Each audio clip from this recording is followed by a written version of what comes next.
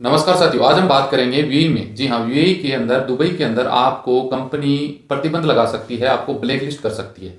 तो क्या आप कंपनी ब्लैक लिस्ट होने के बाद दोबारा यूएई में जा सकते हैं, काम कर सकते हैं, वीज़ा ले सकते हैं, या फिर किसी भी कारण से अगर आप ब्लैक लिस्ट हो जाते हैं तो कितने समय बाद आप जा सकते हैं, क्या प्रोसेस होता है, कौन सा बंदा ब्लैक लिस्ट होने के बाद लाइफ में कभी नहीं जा सकता, जॉब से रिलेटेड या फिर घूमने से रिलेटेड पूरी हम डिटेल्स इसमें बात करेंगे।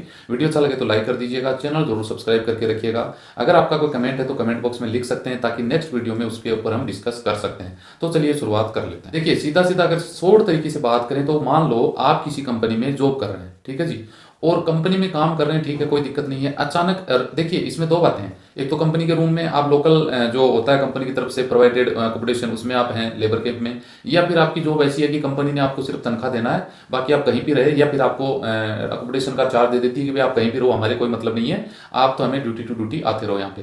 तो उस दौरान मान लो आप कंपनी में काम कर रहे हैं, काम करते करते अचानक आपको कुछ प्रॉब्लम हो जाती है, आपका एक्सीडेंट हो गया, एग्जाम्पल के तौर पे समझें, आप बीमार हो गए, कंपनी को आप रिपोर्ट नहीं करते हैं, 7 दिन गुजर जाते हैं। तो लगातार 7 दिन तक अगर कंपनी को बिना बताए आपने कंपनी में जॉब छोड़ दिया, तो कंपनी भाई आपके ठिकाने को भी नहीं जानती है। तो कंपनी क्या करेगी कि आपने तो कंपनी को छोड़ दिया, तो कंपनी है या कंपनी का रिस्पॉन्सर है, कोई भी आपका सीनियर अधिकारी है, वो आपको नियर थाने में कंपनी से फरार होने की रिपोर्ट दर्ज करवा सकता है।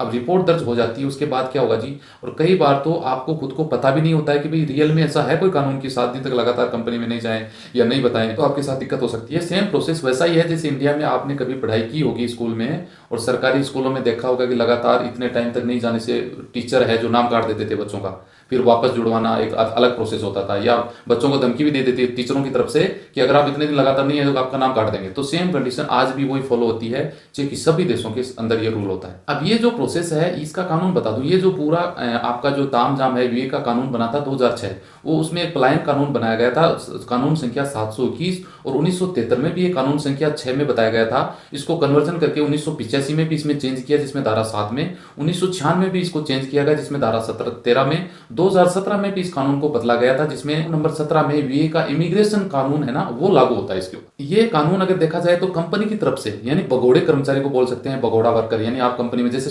सुनता नहीं होता वो पुलिस से भागा हुआ भगोड़ा है, सेना से भागा हुआ सिपाही है भगोड़ा, ऐसा सुनने में आता है। सेम यही है, कंपनी से वर्कर कोई बिना बताए 7 दिन से आउट होता है तो उसको भगोड़ा कर्मचारी बोला जा सकता है। ये अनुच्छेद 1 के अनुसार है, जिसमें ये बताया गया है कि 7 दिन से अधिक तक, अगर 7 दिन से ज्यादा तक अगर आप कंपनी में आपके बारे में अता पता नहीं है, तो कंपनी का रिस्पॉन्सर या कंपनी का मालिक आपके खिलाफ में एक एप्लीकेशन देगा पुलिस स्टेशन में, उसमें वो साइन करेगा कि मैं इस आदमी को आज के बाद नहीं जानता हूं, इसकी मेरी कोई जिम्मेदारी नहीं होगी अगर इसके कल को कुछ हो जाता है। और ये एक जरूरी पार्ट भी बन जाता है, क्योंकि कानूनन तो वो बंदा कंपनी में काम कर रहा है, कल को कुछ हो जाता है तो कंपनी की रिस्पॉन्सिबिलिटी बन जाती है, इसलिए कंपनी ये कदम जल्दी उठाती है। अब आप सवाल दूसरा ही आ जाता है कि मान लो कि कंपनी को आप नहीं बताए, या 7 दिन के बाद में आप कंपनी में जाते हैं, तो पुलिस भी फिर भैया आपके पीछे पड़ सकती है।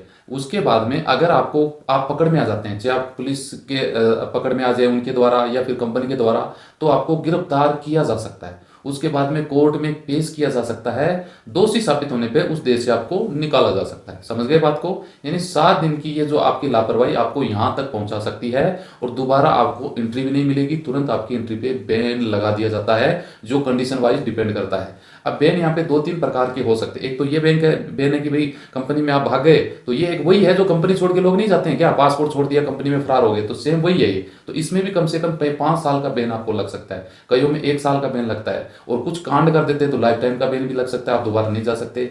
अब ये सब कुछ बातें आपको ध्यान में रखने की जरूरत है। तो कंपनी में अगर आप छुट्टी लेते हैं तो 7 दिन से ज्यादा, 6 दिन लास्ट हैं, 7वें दिन तो आपको रिपोर्ट करनी पड़ेगी, वरना आपके खिलाफ में रिपोर्ट हो जाएगी। तो ये बातें कुछ समझ में आई तो वीडियो अच्छा लगे तो लाइक कर दीजिएगा, सवाल हो तो कमेंट कर सकते हैं। मिलते हैं नेक्स्ट वीडियो में इसी जानकारी के साथ। जय हिंद।